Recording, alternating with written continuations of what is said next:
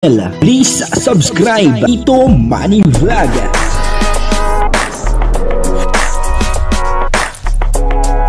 Payagan po si Tito Manny Vlog na mag-reactor para pambiling gamot sa kanya pong karamdaman. Wala man siyang records ng ng awayan.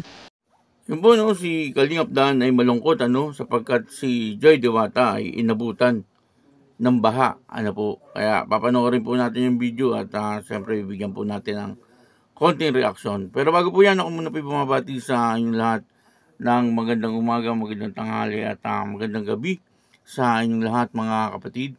Saan man kayo ng panig ng mundo naroon ngayon ay mag-iingat kayo palagi at pagpalain kayo ng ating Panginoon.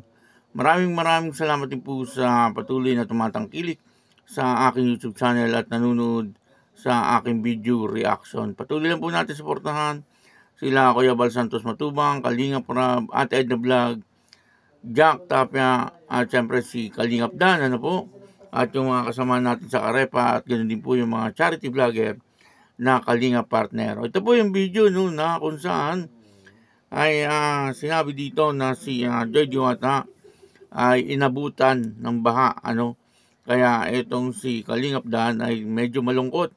Ang kabuuan po ng video ito ay mapapanood po natin sa YouTube channel ni Lorny TV. Ayan, portahan po natin, Lorny TV. Anong gusto niya? Si Joy lang daw yung nasa picture. Joy lang daw gusto niya. Oh. Ayaw niya iba. Ang sabi ni, anong gusto niya? Si Joy lang daw yung nasa picture. Joy lang daw gusto niya. Oh. Ayaw niya iba. Punta si Joy, maraming nagtatanong. Ano daw po? Di nahatid ni Kuya Andy kasi baha. Hindi sila makatawid. Baha. Nandun siya sa labo. Dapat ihatid siya ni Kuya Andy, kaya lang hindi sila dapat sa apartment.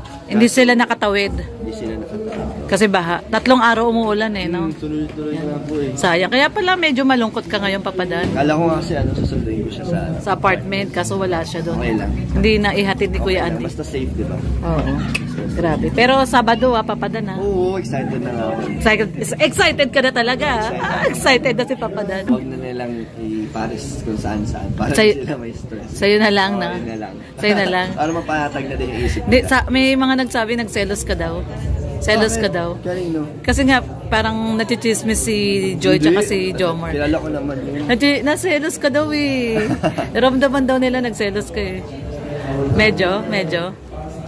Sakto lang. Saktong selos pero lang. Tiwala naman tayo. Tiwala kay Joy. Kay Kuya Jomar, syempre. Tsaka kay Jomar, syempre. Kay Carla. Oo. Ayan narinig nyo Loyal si Jomar kay Carla. At si Joy kay Dad. Tiwala lang. Tiwala lang. Diba napanood po natin yung video, At dito nga po ay kinakausap ni Lorny TV itong si Kalingap Dan, Si Lorny TV po ay asawa ni Red Noveno, Suportahan po natin. Yan po ay napakagaling na charity vlogger. At dito nga po ay kinakausap ni Lorny TV at meron po siyang ibinalita, na December 14 ay meron pong malaking ganap doon po sa bahay ni Kuya Brooks, Yung po ay 5th Monthsary ng Danjoy, Ngayon, December 14 ngayon, Ngayon pong araw na ito, ay meron pong malaking ganap doon po sa bahay ni nila Kuya Brooks, Ibig sabihin ay may party, at dahil nga pang 5th Monthsary na po ng Danjoy. Nakakatawa, nakakalimang buwan na po ang Danjoy at lalong gumaganda ang teleserye na Danjoy, Kaya patuloy lang po natin suportahan, Itong Danjoy, kung sa ganoon ay mas lalo pang tumagal, itong teleserye ng Danjoy.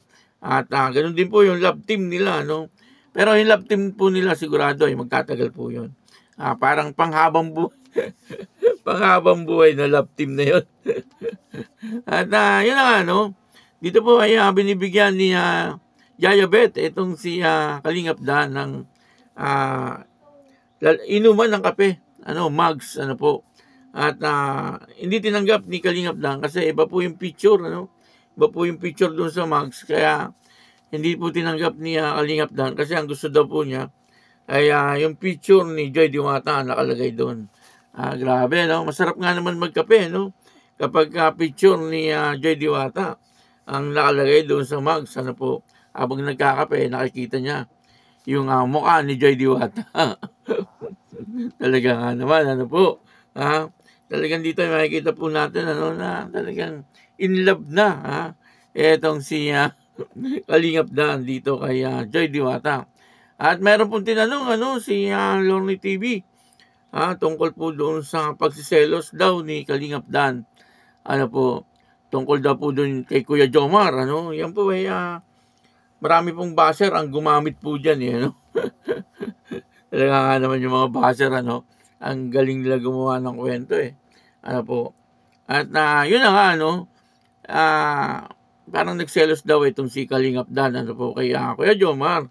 Ano, baka po yung pong sinasabi na hinatid ni Kuya Jomar itong si Joy Diwata. Pero marami naman pong kasama.